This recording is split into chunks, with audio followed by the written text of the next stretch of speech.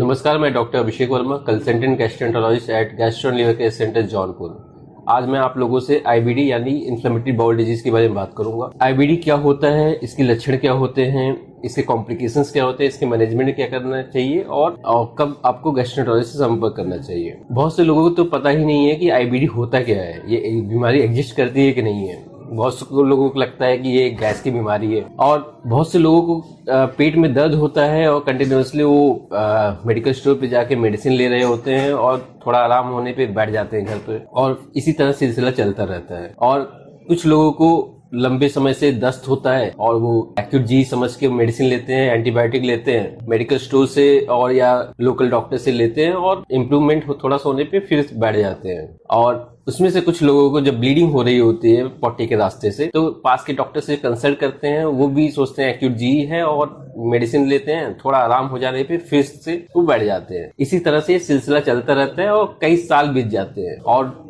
आपस में अगर डिस्कशन करते हैं या लोकल डॉक्टर से डिस्कशन करते हैं तो कहते हैं बवासीर है, और कुछ लोग तो बवासीर का ऑपरेशन भी करा लेते हैं, लेकिन उसके बाद भी ब्लीडिंग नहीं रुक रहा होता है, तब जाके वो डॉक्टर के पास जाते हैं जब पता चलता है कि उनको आईबीडी नाम की एक बीमारी है। अब बात करते हैं आईबीडी होता क्या है एक्चुअली में। आईबीडी यानी इन्फ्लेमेटरी बाउल डिजीज, जिसमें आंत में छाले पड़ जाते हैं, सूजन हो जाता है, जिसके वजह से सिम्टम्स होते हैं। ये मेनली दो टाइप के होते हैं, ulcerative colitis and Crohn's disease. Ulcerative colitis में बड़ी आंत में छाले हो जाते हैं या सूजन हो जाता है, जिसकी वजह से सिम्टम्स होते हैं। और क्रॉन्स डिजीज में मुंह से लैट्रिन के रास्ते तक कहीं भी दिक्कत हो सकती है। तो अब बात करते हैं कि इसके सिम्टम्स में एक्चुअली होता क्या है। इसके सिम्टम्स में पेशेंट को पतली लैट्रिन बार बार होना, पेट में दर्द होना, खून की लैट्रिन होना या लैट्रिन के साथ में ब्लड आना, कभी कभी पेशेंट का वेट लॉस होने लगता है। और कुछ पेशेंट्स में नॉन स्पेसिफिक सिम्टम्स होते हैं, जिसे वो गैस की बीमारी कह करके वो ट्रीटमेंट लेते रहते हैं, जैसे कि फीवर हुआ, पेट फूलना हो गया या पेट में हल्का हल्का दर्द करना, पॉटी के रास्ते ज्यादा म्यूकस हो, तो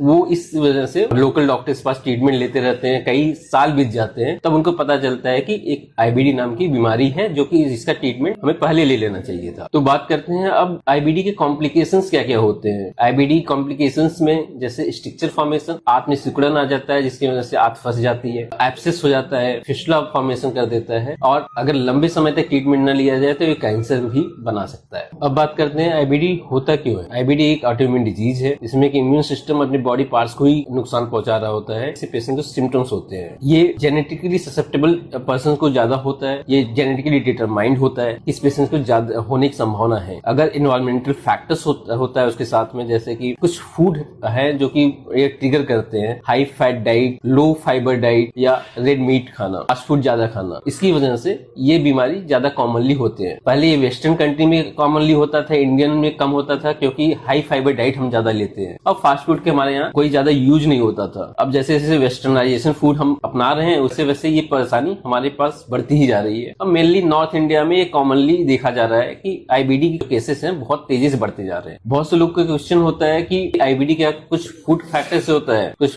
खाना खाने की वजह से होता है। तो जैसे कि मैं बताया कि अगर आप ज्यादा ऑयली चीज खा रहे हैं, ज्यादा फास्ट फूड खा रहे हैं और फाइबर की कमी है, जैसे कि आप फ्रूट्स नहीं ले रहे हैं और अनाज नहीं ले रहे हैं ज्यादा, तो आपको होने की संभावनाएं बढ़ जाएंगी। अब बात करते हैं आपको कब गैस्ट्रोएंटरोलॉजिस्ट से संपर्क करना चाहिए। अगर आपको लंबे समय से पतली लैट्रिन हो रही है और म्यूकस भी हो रहा है, वेट लॉस हो रहा है, ब्लीडिंग पर रेक्टम हो रहा है, यानी पॉटी के रास्ते ब्लीडिंग हो रहा है, तो आपको जरूर कंसल्ट करना चाहिए। अब बात करते हैं आप अपने लिए क्या कर सकते हैं। हाई फाइबर डाइट लीजिए, जैसे कि फ्रूट्स लीजिए, हरी सब्जियां लीजिए, अनाज खाइए और फास्ट फूड को अवॉइड कीजिए। आईबीडी एक ट्रीटेबल डिजीज है जिसकी ट्रीटमेंट संभव है। अगर राइट टाइम पे ट्रीटमेंट लिया जाए तो आप नॉर्मल जिंदगी जी सकते हैं, आप कॉम्प्लिकेशन से बच सकते हैं। अगर आपको बताए हुए सिम्टम्स हैं तो आप अपने पास के गैस्ट्रोएंटरोलॉजिस्ट से जरूर संपर्क करें, जिससे राइट टाइम पर राइट ट्रीटमेंट हो सके, आप नॉर्मल जिंदगी जी सके। धन्यवाद।